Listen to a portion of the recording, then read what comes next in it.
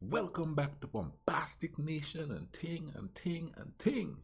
I'm Mr. Giant and I'm back with some more vibes for you. Yes, and here we going into the fourth installment of the history of Russia.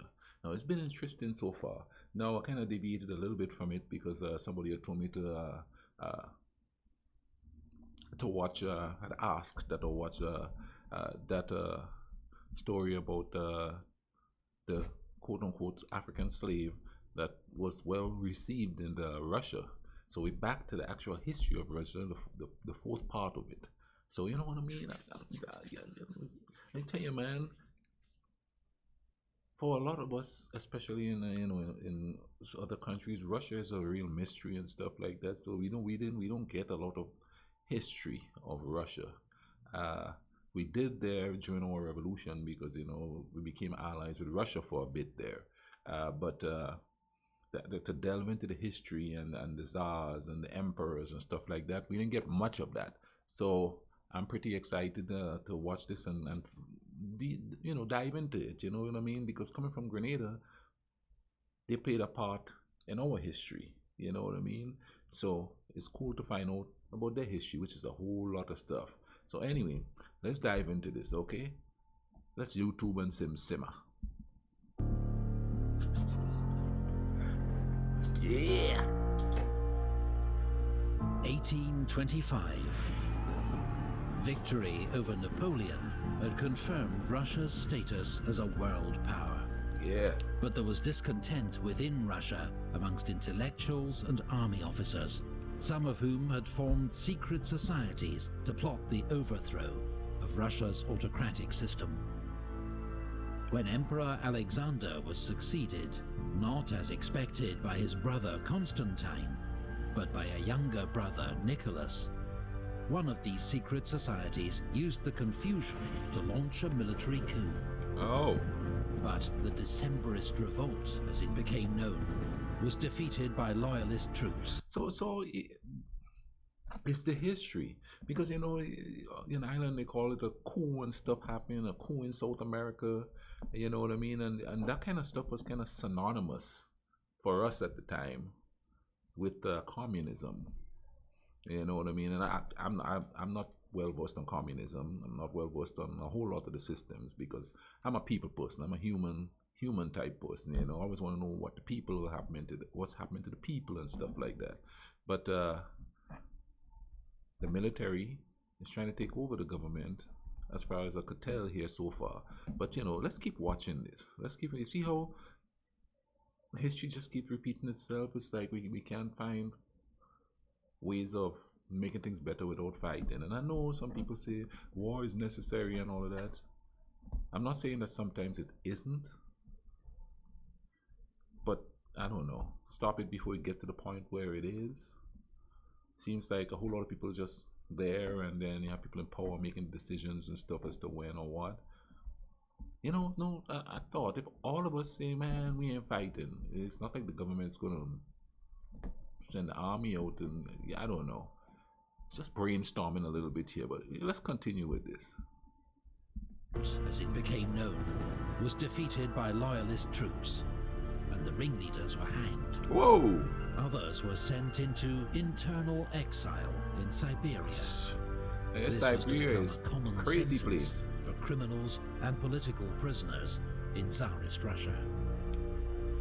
Nicholas went on to adopt an official doctrine of orthodoxy, autocracy, and nationality.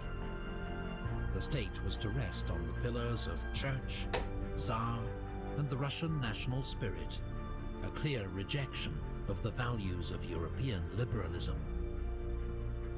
In the Caucasus, border clashes with Persia led to a war which ended in complete Russian victory. The Treaty of Turkmenchai forced Persia to cede all its territories in the region to Russia and pay a large indemnity. Russian support for Greece in its war of independence against the Ottomans led to war between Russia and the Ottoman Empire. Russian victory brought further gains in the Black Sea region. A Polish revolt led by young army officers, was crushed by Russian troops. Alexander Pushkin, Russia's greatest poet, was shot in a duel, and 2 days later died from his wounds. Nicholas sent troops to help put down a Hungarian revolt against Austrian rule. The emperor... Maybe we should just have the leaders do duels. You know what I mean? Let's go out there and duel, you know, and whoever... That's kind of silly. But there seemed to be duels a lot back in the day. Is that consummate? And I'm taking it from here with the shootouts and stuff that's happening with gang members and stuff like that. Emperor's willingness to help suppress liberal revolts won him the nickname the Gendarme, or policeman of Europe. Russia's first major railway was opened, connecting St. Petersburg and Moscow. Alexander Herzen, a leading intellectual critic of Russia's autocracy, emigrated to London, where he continued to call for reform in his homeland. He'd later be described as the father of Russian socialism. The Ottoman Empire, now known as the sick man of Europe, reacted to further Russian provocations by declaring war. The Russian Black Sea Fleet inflicted a crushing defeat on the Turks at the Battle of Sinope. But Britain and France, alarmed at Russia's southern expansion and potential control of Constantinople, declared war on Russia. The Allies landed troops in Crimea and besieged the naval base of Sevastopol, which fell after a grueling year-long siege.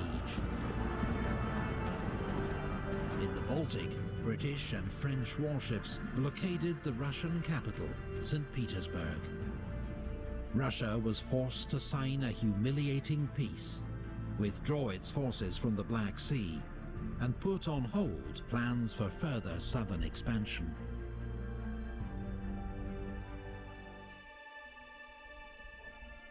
The Liberator. Nicholas I was succeeded by his son, Alexander II. The Crimean War had exposed Russia's weakness. The country lagged. I wonder why they because it seems like it's not their real names they're using. They use names of people before Nicholas II, you know, and maybe it is a real name. I don't know. I'm trying to understand this. You hit me up below. You know, do they, whenever a leader gets appointed, do they give him a name of a leader from before that they thought was prominent or successful or something like that? It seems, you know, they just gave them a name. The Crimean War had exposed Russia's weakness. Explain it to me. The country lagged far behind its European rivals in industry, infrastructure, and military power. So Alexander, unlike his father, decided to embrace reform. The most obvious sign of Russia's backwardness was serfdom. According to the 1857 census, somebody explained the serfdom to me in the comment section before. Forced to work Thank you their for master's land doing with that. few rights, restrictions on movement, and their status passed down to their children. They were slaves in all but name. In 1861, Alexander II abolished serfdom in Russia. He was hailed as the liberator.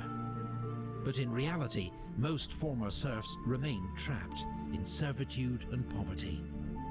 Alexander's reforms would continue with the creation of the Zemstva, provincial assemblies with authority over local affairs, including education and social welfare. In the Far East, Russia forced territorial concessions from a weakened China, leading to the founding of Vladivostok, Russia's major Pacific port. Another uprising by Poles and Lithuanians against Russian rule was once more crushed by the Russian army. In the Caucasus, Russia's long and brutal war against local tribes came to an end, with their leaders swearing oaths of loyalty to the Tsar. In Central Asia, the Russian Empire was gradually expanding southwards. Russian armies defeated the Emirate of Bukhara and the Khanate of Khiva, and by the 1880s, Russia had conquered most of what was then called Turkestan, today the countries of Kazakhstan, Uzbekistan, Kyrgyzstan, Tajikistan, and Turkmenistan. There's so much, that whole region to me is so mysterious, you know what I mean? You hear all these names and stuff like that, and you know, it makes me want to go see it myself, you know? But and that's the cool thing about history, man. History makes you want to go visit these places that all these things happen, you know? I wonder if the people there are well versed on all the stuff that's happened back there. You know, I could tell in the comment section that a lot of you guys are real versed in it, you know what I mean? Like I said, thanks for all the comments and stuff. It's pretty cool. I'm learning a lot. And that's the point of these videos. That's the reason why I started watching these videos, even before I started reacting to them. And then when I go out and I talk to people, just people around, they don't really know nothing about that, you know? But it's good to know all this stuff. I think you get a better understanding of the people if you know their history and what they've been through, instead of just assuming that this is the way it is now, is the way it is, instead of understanding how it come to be where it is. And in a way, if you know how it come to be where it is, then maybe there's a little bit more understanding of each other. Why they react the way they certain, because you know, things in the past definitely affect what people think, even if it's subconsciously, it does. That's my opinion anyway. Tajikistan and Turkmenistan. Imperial rivalry in Central Asia between Russia and Britain led to the Great Game, a 19th century... I mean, this is like 1865, and even before that, it seems like we've had the same sort of superpowers. I mean, Britain is involved, they talk about China, you know what I mean? France, seems like it's the same group of people that seem to have, you know, that sort of head start on the rest of the world and thing. Not saying it's good or bad, I'm just saying that's what it seems like, you know. Led to the Great Game, a 19th century version of the Cold War. Oh wow. Centered on Afghanistan, diplomats and spies on both sides tried to win local support, extend their own influence, and limit the expansion of their rival, while avoiding direct military confrontation. Russia decided to sell Alaska to America for $7.2 million. Many Americans thought it was a waste of money. Gold and oil were only discovered there much later. Leo Tolstoy's War and Peace was published, still regarded as one of the world's greatest works of literature. The late 19th century was a cultural golden age for Russia, a period of literary greats and outstanding composers. Tchaikovsky. I had a friend named Tchaikovsky. In support of nationalist revolts on the Balkans island against Ottoman rule, went to war with the Ottoman Empire once more. Russian troops crossed the Danube, then with Bulgarian help fought to secure the vital Shipka Pass. Then they launched a bloody 5-month siege of Plevna in Bulgaria. Russia and her allies finally won victory, with their troops threatening Constantinople itself. But at the Congress of Berlin, Russia bowed to international pressure and accepted limited gains, in a settlement that also led to independence for Romania, Serbia, Montenegro, and later Bulgaria. Montenegro is another place that within seemed kind Russia, of radical political groups were increasingly frustrated by Alexander II's limited reforms. There were several failed attempts to assassinate the emperor, but as he prepared to approve new constitutional reforms, he was killed in St. Petersburg by a bomb thrown by members of the People's Will, one of the world's first modern terrorist groups. Wow. Wow. This act of violence would lead only to a new era of repression.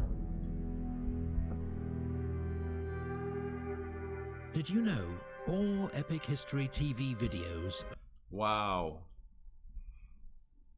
That ends part 4. I'm looking forward to part 5, man. This stuff is really interesting and thing. I hope you guys are enjoying this as much as I am. I'm gonna put a link in the description to this video. Go to this channel, check out their stuff. They have a lot of cool stuff on history and all of that there. So go check it out. And I know most of you watching this probably have checked it out. You're just looking at this for my reaction to it, I guess. But you know, thank you guys for watching and thing, you know what I mean? And I hope you guys are having a great day, you know, you're chilling out, life is good. You know what I mean? And you're taking care of each other. And remember, it's only one pure race, it's the human race. Cool runnings, alright?